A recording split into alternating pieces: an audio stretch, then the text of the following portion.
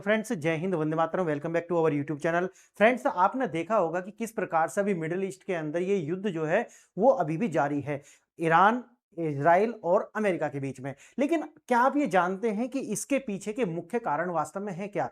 आपको एक कारण दिख रहा होगा, वो है इजराइल के सर्वाइवल के लिए खतरा। लेकिन आपने ये भी देखा होगा कि इसके अंदर अमेरिका भी शामिल है। लेकिन वास्तव में अमेरिका के लिए तो किसी तरह की कोई थ्रेट नहीं था ईरान। लेकिन उसके बाद भी इसके अंदर अमेरिका शामिल क्यों होता है?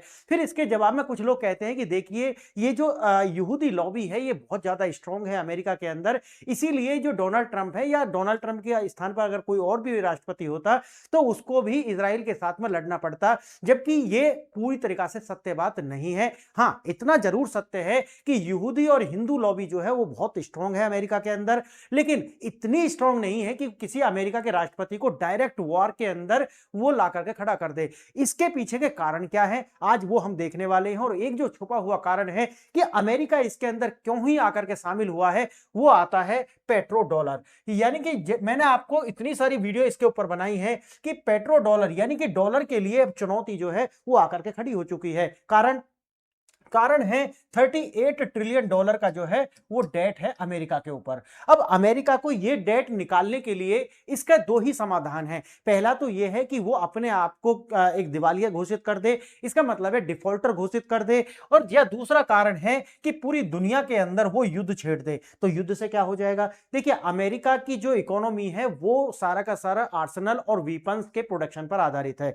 अब अमेरिका की जो इकोनॉमी है उसको चलाने के लिए अगर उसमें ज्यादा ग्रोथ लाना है, अगर जीडीपी को ग्रोथ लाना है, तो इसके लिए पूरी दुनिया के अंदर युद्ध छिड़ने बहुत ज्यादा आवश्यक हो जाते हैं। जिससे अमेरिका के जो भी कंपनियां ये कार्य कर रही हैं, यानी कि जो भी जो वेपन्स वगैरह निर्माण कर रही हैं, उनके लिए सबसे जरूरी ये है कि पूरी दुनिया में युद्ध हो, ताकि उनका जो आर्सेनल है वो ज्यादा बिके और जिससे अमेरिका को जो है वो प्रॉफिट हो। लेकिन इससे भी ज्यादा आवश्यकता क्या है? आवश्यकता इस बात की भी है कि अमेरिका को अपने 38 ट्रिलियन के जो डेट है इसको उतारने के लिए, क्योंकि नाम में क्या आ रहा है? Petro dollar. यानी कि पेट्रो नाम में ही है। इसका मतलब क्या है? इसका मतलब यह है कि डॉलर जो है उसके बैक में किसी भी तरीका का और कोई असेट जो है वो रखा हुआ है नहीं। अब मैंने ये बोला तो इसका क्या मतलब है? इसका मतलब यह है कि आपने देखा होगा कि किसी भी देश का अगर कोई करेंसी होता है तो करेंसी प्रिंट करने के लिए उसके बैक में गोल्ड आधारित जो है व्यवस्था पहले चलती थी, और वही आज भी इसी तरीका से देखी जाती है। लेकिन आपने ये भी देखा होगा कि एक जो कंसेप्ट है वो आता है फिएट करेंसी का। फिएट करेंसी का कंसेप्ट इसीलिए आता है कि ये जो आपको कोई भी मुद्रा छापने के लिए उसके बैकएंड में कोई ना कोई आपको का कोई असेट आपको रखना होता है। लेकिन जब आप फिएट करेंसी छापते हैं तो फिएट करेंसी का जो है एक ही उसके पीछे असेट है, वो है ट्रस्ट। इसका मतलब है कि जब आप अपना रुपया देखते हैं, 100 रुपए 500 रुपए का नोट, तो उस पर लिखा हुआ होता है कि मैं धारक को डैश डैश इतने रुपए देने का जो है वचन अदा करता हूं। इसका मतलब है कि आरबीआई के गवर्नर हो और अल्टीमेट तरीका से भारत की सरकार आपको यह आश्वासन दे रही है कि आपके पास ये 100 रुपए है। वास्तव में इसका जो मार्केट वैल्यू है अगर देखा जाए तो वो 100 रुपए नहीं है, लेकिन फिर भी आपको हम 100 रुपए देते हैं, ये हमारा ट्रस्ट है। कोई भी व्यक्ति इसे लेने से 100 रुपए में मना नहीं करेगा। उसी तरीका से डॉलर जो है उसके भी पीछे कोई असेट होनी चाहिए, लेकिन असेट तो है नहीं। तो पूरी दुनिया, क्योंकि आप जानते हैं कि डॉलर एक रिजर्व करेंसी है, इसका मतलब यह है कि अगर कोई भी देश डॉलर को क्यों ही खरीदेगा, तो अमेरिका यह कहता है कि देखिए, हमारा जो डॉलर है वो पेट्रो डॉलर है। इसका मतलब है कि इस डॉलर के पीछे है क्या? पेट्रोल। अब ये व्यवस्था आई कहां से है निकल करके? ये व्यवस्था आती है, आप देखेंगे कि 1971 के बाद में, 1971 के बाद में होता क्या है, 1969 में अमेरिका जो है वियतनाम वार जो है वो हार जाता है। उसके बाद में राष्ट्रपति निक्सन, उस समय में राष्ट्रपति जो थे वो अमेरिका के निक्सन थे, उनके द्वारा ये कहा गया कि देखिए, अभी तक जो गोल्ड आधारित जो डॉलर की व्यवस्था हमने बनाई हुई थी वो व्यवस्था अब हम छोड़ रहे हैं। इसका मतलब है कि अगर आपको $35 प्रिंट करने हैं तो 1 ऑन्स का जो गोल्ड है वो इसके बैकएंड में रखना होता था। अब लेकिन अब ये व्यवस्था क्या हो जाती है कि अब गोल्ड रखने की कोई आवश्यकता नहीं है। तो फिर लोगों ने बोला तो आप क्या रखेंगे? उन्होंने कहा कि देखिए, अब हम अपने डॉलर को किससे कनेक्ट कर रहे हैं, किससे आधारित कर रहे हैं? वो है पेट्रोल। अब ये बात करेंगे कि भाई पेट्रोलियम प्रोडक्ट जो हैं वो तो आपके पास इतने हैं नहीं कि आप पूरी, उन्होंने कहा कि नहीं, हम ये कार्य करने वाले हैं किसके द्वारा? व्यवस्था, यानी कि जो मिडिल ईस्ट के कंट्री हैं जिनके पास में क्रूड ऑयल है, उनके साथ हम ये व्यवस्था करने वाले। तो फिर वो ऐसा व्यवस्था करेंगे क्यों? कि भाई डॉलर को एंड में रखेंगे और अपना जो पेट्रोलियम प्रोडक्ट जो है वो डॉलर में ही बेचेंगे। उन्होंने कहा कि ये इसलिए ऐसा होगा क्योंकि हम जो भी मिडिल ईस्ट के कंट्री हैं उनके साथ हम ये वादा करते हैं कि देखिए आपका जो भी सिक्योरिटी अम्ब्रेला है वो अमेरिका के पास रहेगा। इसका मतलब ये है कि पूरी दुनिया में आपको किसी से डरने की आवश्यकता नहीं है, उसके लिए अमेरिकन आर्मी आपको प्रोटेक्ट करेगी। इसके बदले में क्या करेंगे आप? अब मिडिल ईस्ट के कंट्री क्या करेंगे? वो इसके बदले में अमेरिका का जो डॉलर है उस पे ही अपनी जो पेट्रोलियम प्रोडक्ट है वो पूरी दुनिया को बेचना होंगे। इसका मतलब ये होता है कि अमेरिका का डॉलर, अमेरिका का क्या है? डॉलर। अब क्या हुआ कि पूरी दुनिया को अपनी ऊर्जा के लिए क्या चाहिए? भाई एलएनजी चाहिए, पेट्रोलियम प्रोडक्ट्स चाहिए। लेकिन अब ये जो देश है वो ये कहेंगे कि देखिए अगर आपके पास में मानो इंडिया है, इंडिया जाता है किसी भी देश के पास में, यूएई के पास जाता है या सऊदी अरब के पास जाता है और वो कहता है कि देखिए मुझे आप 500 बैरल क्या दीजिए, कोई भी पेट्रोलियम प्रोडक्ट, डीजल हो गया, पेट्रोल होगा, कुछ भी दीजिए। अब वो कहेगा कि देखिए आप क्या देंगे हमें? तो आप ये कहेंगे कि देखिए मेरे पास में गोल्ड है, मैं गोल्ड दे देता हूं। पहले से व्यापार होता था। तो वो कहेंगे कि देखिए गोल्ड नहीं, क्यों? क्योंकि हमारा जो साझेदारी है वो अमेरिका के साथ में ये है कि आपको चाहिए डॉलर। अगर आपके पास डॉलर है तो मैं आपको ये पेट्रोलियम प्रोडक्ट जो है वो प्रोवाइड करा दूंगा। अब भारत के पास उदाहरण के लिए कोई भी जो है डॉलर नहीं है, तो वो क्या करेगा? अब डॉलर कौन बेच रहा है? डॉलर बेच रहा है अमेरिका, यानी कि अमेरिका के पास में है डॉलर प्रिंट करने की शक्ति। अब इंडिया को क्या करना होगा? इंडिया को अब जाना पड़ेगा अमेरिका के पास में, अमेरिका से क्या करना पड़ेगा कि देखिए मेरे पास में ये गोल्ड है या फिर मैं आपसे इतना जो डॉलर है ये परचेज करने वाला हूं। अब अमेरिका से भारत जो है वो परचेज करेगा कुछ भी डॉलर। अब ये डॉलर जो है वो अमेरिका से परचेज करने के बाद में कहां आएगा? वो आएगा सऊदी अरब के पास में और सऊदी अरब से कहेगा कि देखिए ये है डॉलर, आप मुझे क्या दीजिए? अब पेट्रोलियम प्रोडक्ट दीजिए। अब ये सऊदी अरब के पास में डॉलर आ गया। अब डॉलर का सऊदी अरब क्या करेगा? सऊदी अरब यही जो डॉलर है वो अमेरिका के अंदर इन्वेस्ट करेगा। अब समझ गए? इसे बोलते हैं, ये जो अमेरिका के अंदर ये जाएंगे इन्हें बोलते हैं अमेरिकन ट्रेजरी बॉन्ड्स। यानी कि तेल बिका, अमेरिका का तेल भी बिक गया, सऊदी अरब को पैसे भी मिल गए, यानी कि डॉलर भी मिल गए और फिर अमेरिका के पास में वही डॉलर लौट करके वापस जाकर के वो सेव हो गया। इसका अमेरिका क्या करेगा? अब अमेरिका इससे क्या करेगा कि अपना जो डेवलपमेंट है अपने देश के लिए डेवलपमेंट करता जाएगा। अब इससे होगा क्या? इससे यह होगा कि पूरी दुनिया को क्या चाहिए? पेट्रोलियम प्रोडक्ट चाहिए। अब पूरी दुनिया को पेट्रोलियम प्रोडक्ट चाहिए तो उसको अब अमेरिका का जो डॉलर है उसको रिजर्व करके रखना आवश्यक है। अब मानो अमेरिका, चाइना हो गया, भारत हो गया, दुनिया के इतने सारे कंट्री हैं, अब सबके पास में डॉलर होने चाहिए अगर उनको पेट्रोलियम प्रोडक्ट खरीदने हैं। इससे क्या होगा? इससे डॉलर की डिमांड बढ़ेगी। अब जिस भी चीज की डिमांड बढ़ती है, आप जानते हैं demand and supply rule, demand बढ़ेगा इसका मतलब है कि अगर सप्लाई उस हिसाब से नहीं है तो उसके जो प्राइस है वो राइज होते हुए चले जाएंगे।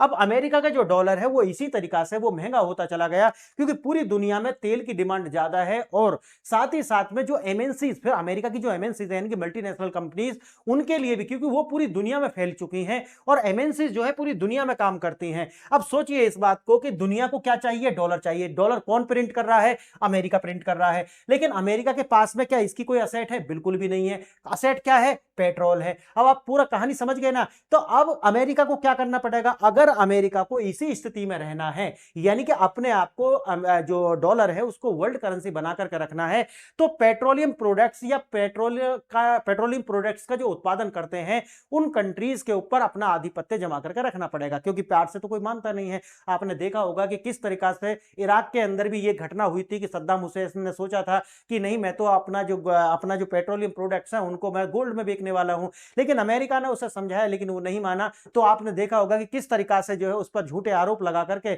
उसको फांसी दे दी गई। तो अमेरिका ये जो आधिपत्य है ये रखना चाहता है मिडिल ईस्ट के ऊपर, या फिर वो कंट्री या तो जीसीसी की हो या फिर ओपेक की कंट्री जिनके ऊपर अमेरिका अगर दबाव बना करके रखेगा तब तक उसकी जो डॉलर है वो एक वर्ल्ड करेंसी बनी रहेगी। अगर नहीं रख पाता है तो डॉलर जो है वो वर्ल्ड करेंसी नहीं रहेगी और अमेरिका पूरी तरीका से उसको डिफॉल्टर होना पड़ेगा। अब आपको एक समझ में आया होगा कि क्या कारण है कि ईरान के पास में, जो भी आप जानते होंगे कि वेनेजुएला पर अभी इन्होंने अटैक किया और वहां के जो राष्ट्रपति है उसको बंदी बना करके अमेरिका की जेल में डाल दिया। अब आप देखिए, एक तीर दो तीन निशाने अमेरिका ने साधे हैं। वेनेजुएला का जो पेट्रोलियम प्रोडक्ट है वो इसके पास चला गया। अब इसके बाद में जो ईरान का पेट्रोलियम प्रोडक्ट्स है वो भी अमेरिका के पास चले जाएंगे, यानी कि अब ईरान का भी हो गया। अब ईरान का भी हो गया। इससे दो तीन बातें हो गई। पहला क्या है कि भाई देखिए, इस तरीका से ये जो ईरान हो गया, वेनेजुएला हो गया, या फिर आपने देखा होगा कि नेपाल हो गया, श्रीलंका हो गया, आप देखा होगा पाकिस्तान हो गया, या फिर बांग्लादेश हो गया,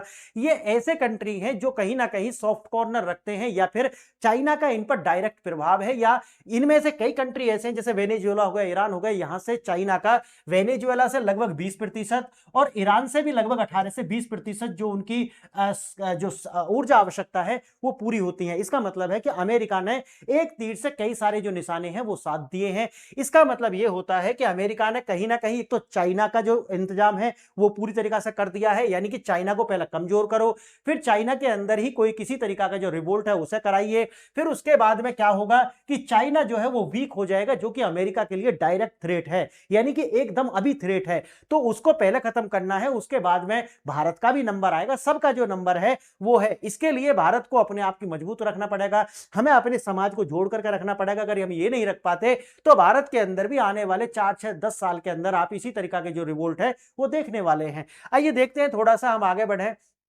एक पूरा ओवरव्यू मैंने आपको समझा दिया कि ये युद्ध जो है ये आखिरी युद्ध नहीं है ईरान का, और ना ही ये जो है प्रथम युद्ध है, ये युद्ध अभी चलने वाले हैं। इसके बाद में आप देखेंगे कि मिडिल ईस्ट के ऊपर एक डर जो है वो बैठ जाएगा, क्योंकि ये जो युद्ध है वो अमेरिका के लिए जीतना आप समझिए कि उसके प्राण से भी ज्यादा आवश्यक है। तो अमेरिका इस युद्ध को हर हाल में जीतने के लिए उतरा हुआ है, कुछ भी हो जाए ये युद्ध से जीतना है। क्यों? अगर वो ये युद्ध नहीं जीतेगा तो उसका जो ये पेट्रो डॉलर है ये नष्ट हो जाएगा। और अमेरिका, आपको ये समझ में आ गया होगा कि क्या कारण है कि अमेरिका इस युद्ध में जो है वो आ गया है और शामिल हुआ है। और अमेरिका के राष्ट्रपति ने आपने देखा होगा कि कहा है कि अब हम इस युद्ध को जीत चुके हैं और हमें किसी भी प्रकार से नाटो की आवश्यकता नहीं है।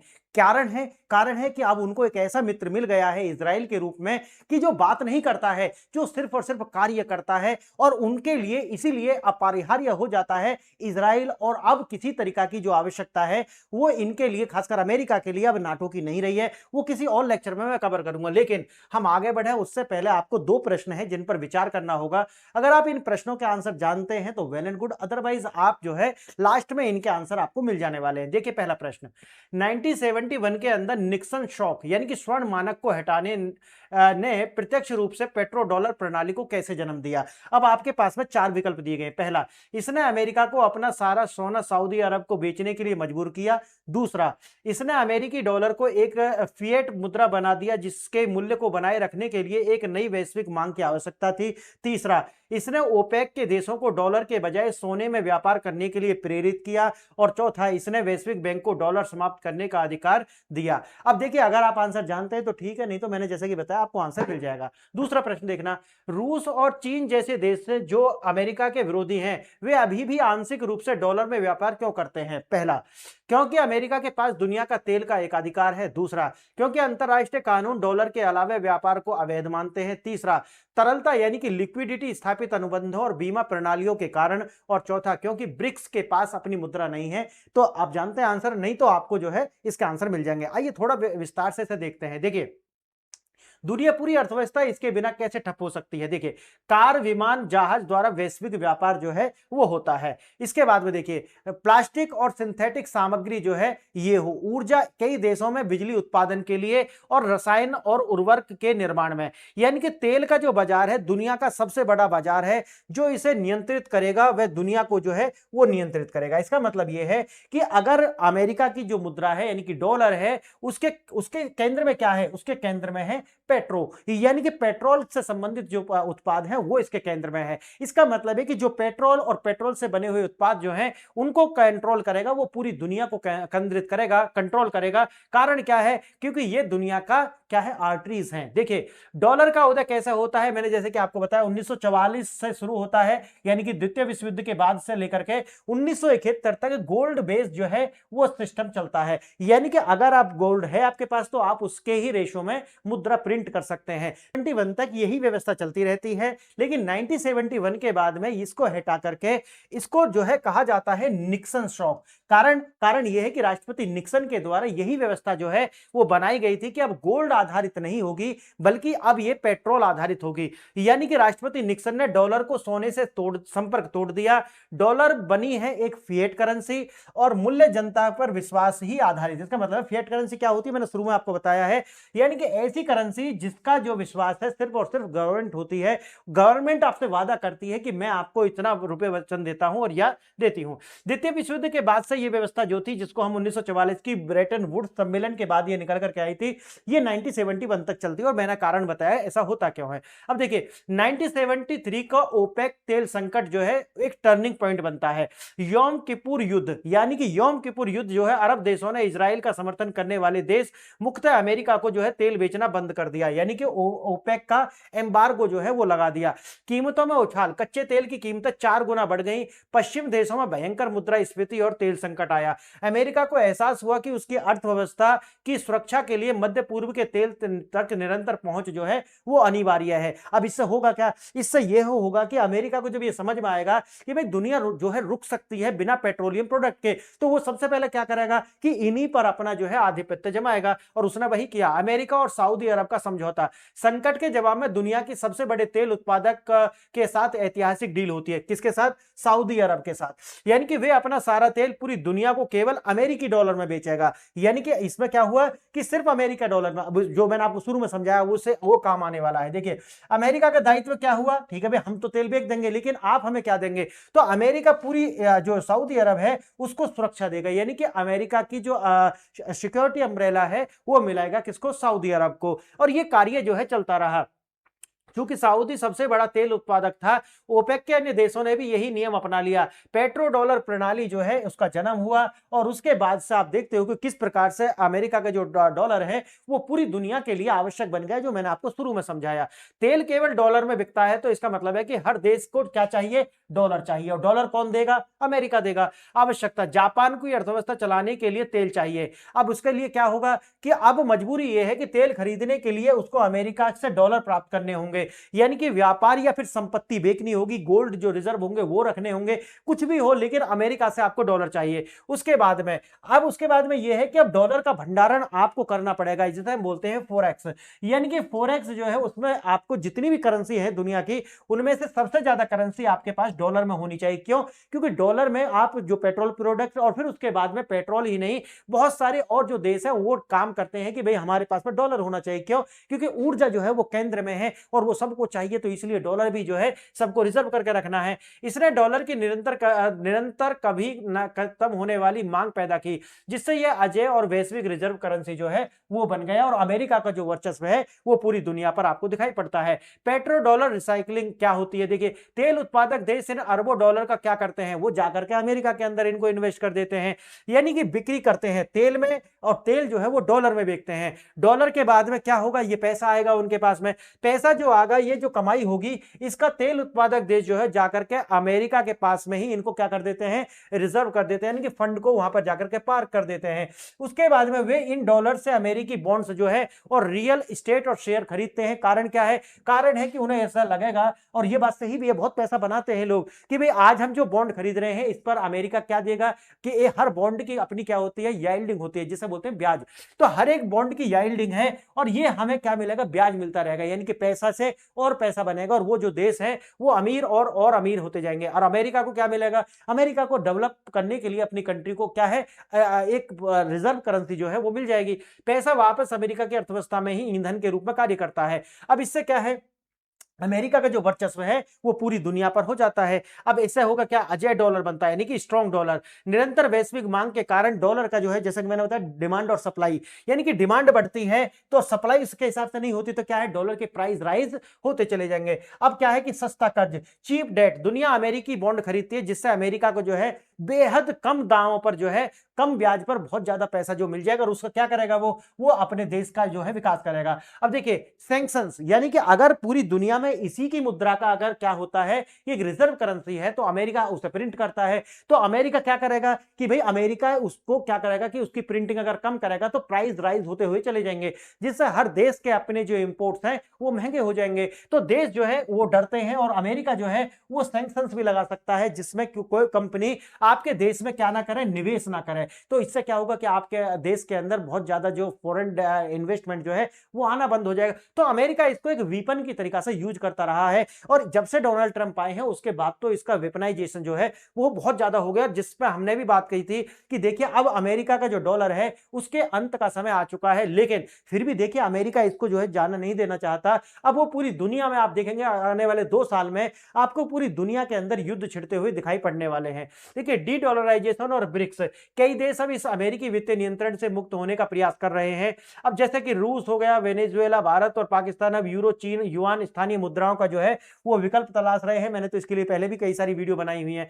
ब्रिक्स का लक्ष्य है कि भाई हमें एक कॉमन जो क्या करें कि कॉमन करेंसी बना ले जो भी ब्रिक्स के नेशन है, और आपस में जो व्यापार है उसमें डॉलर को जो है रिप्लेस करने के प्रयास करें कि हम डॉलर में व्यापार ना करें जिससे डॉलर कमजोर हो। यह है चीन का, यह है कि चीनी युआन में तेल अनुबंध का आक्रामक रूप से बढ़ावा दे रहा है, और इसीलिए देखिए चाइना को इसीलिए भी अमेरिका क्या है टारगेट बना रहा है कि एक एक करके अमेरिका चाइना के जितने भी फ्रेंडली नेशंस थे उनको एक एक करके जो है अमेरिका उनके विकेट जो है वो गिरा रहा है। क्या तो इराक हो, ईरान हो, वेनेजुएला हो गया, अभी मैंने जैसे बताया नेपाल हो गया, यानी कि धीरे धीरे करके श्रीलंका हो गया। तो वहां पर जो है अमेरिका अपनी पैठ बना रहा है और चीन को जो है एक साइड लाइन करने का कार्य कर रहा है। अब देखिए ये वैसा ही है जैसे कि फेसबुक और थ्रेड्स रातों रात सभी के नए प्लेटफॉर्म पर ले जाना असंभव है, क्योंकि पूरी दुनिया पहले से ही ट्विटर पर है। इसका मतलब है कि डॉलर वैसे ही कार्य कर रहा है जैसे कि आप देखे होंगे कि एक प्लेटफॉर्म जो है उसको रिप्लेस करना अब नामुमकिन है। जैसे यूट्यूब का कोई विकल्प लाएगा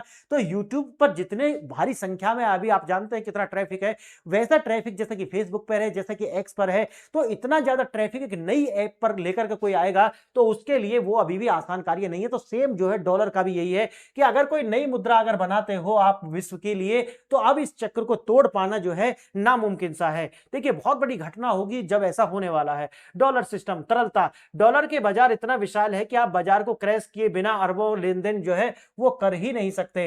देखिए यह केवल भुगतान नहीं है, वैश्विक अनुबंध है, इंश्योरेंस है, मूल्य निर्धारण मॉडल पर टिके हुए हैं। वैकल्पिक मुद्रा, देखिए अमेरिकी सिस्टम जो है कानूनी सुरक्षा सबसे मजबूत है, इसीलिए जो है आज भी इसका विकल्प ढूंढना नामुमकिन लगता है। चीन और रूस की धीमी और सटीक रणनीति, यह रातों रात की क्रांति नहीं है, और मैंने भी जब वीडियो बनाई थी तो मैंने कहा था कि देखिए डी डॉलराइजेशन होगा, लेकिन ये एक रात का कार्य नहीं है, 30 से 35 साल इसमें लगने वाले हैं, जबकि ये जितने भी देश है ये ईमानदारी से कार्य करें कि हमें डॉलर को रिप्लेस करना है, तो अपने जो व्यापार होंगे यानी कि बाइलेटरल, ट्राइलेटरल जितने भी व्यापार हैं या मल्टीलेटरल भी व्यापार अगर कर रहे हैं जैसा कि ब्रिक्स के अंदर है, तो उसको जितना से कम हो जाए उतना हम डॉलर में करें, तो धीरे धीरे इसको जो है रिप्लेस किया जा सकता है। अचानक से ये होने वाला नहीं है। देखिए चीन डॉलर की पकड़ तोड़ने के लिए वैश्विक स्वर्ण बाजार में भारी निवेश कर रहा है। इसके लिए मैंने अलग से वीडियो बहुत सारी बनाई थी।